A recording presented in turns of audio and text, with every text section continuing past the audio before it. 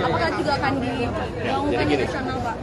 Jadi pesan utamanya adalah untuk kita bisa melontarkan kebijakan-kebijakan perubahan memerlukan dukungan dari warga, bukan hanya pada eksekutif tapi juga legislatif.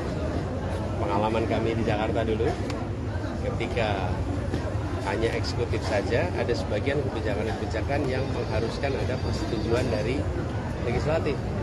Contohnya tadi, itulah sebabnya kita membutuhkan dua-duanya. Jadi karena ini saya ajak tadi para calon legislatif dari partai-partai pengusung untuk maju ke depan, biar rakyat juga melihat bahwa kita membutuhkan kuat dua-duanya, di eksekutif dan di legislatif. Berarti nanti akan ada evaluasi anggaran begitu Pak terkait dengan hal ini? Belum tahu Pak. Pak, tadi kan disebut yang mengenai Alexis juga Pak, apakah nanti kalau Bapak menang juga bisa menerapkan hal yang sama kepada?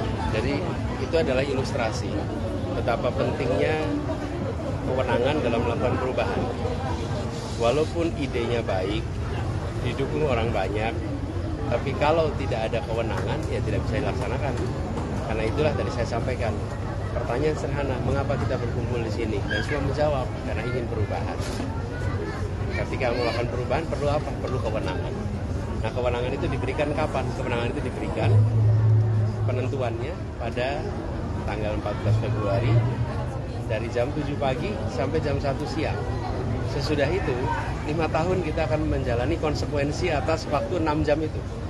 Karenanya saya mengajak kepada semua, mari kita datang ke TPS dan mengajak untuk mari kita melakukan sama-sama perubahan. Karena kita menginginkan lapangan pekerjaan yang lebih luas dan itu perlu perubahan.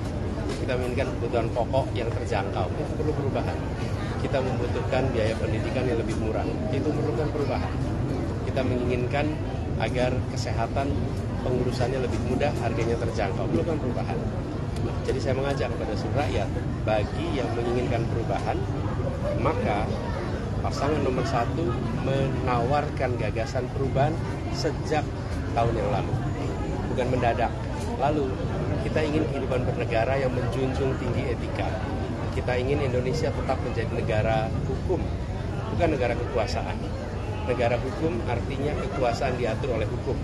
Kalau negara kekuasaan, hukum diatur oleh kekuasaan.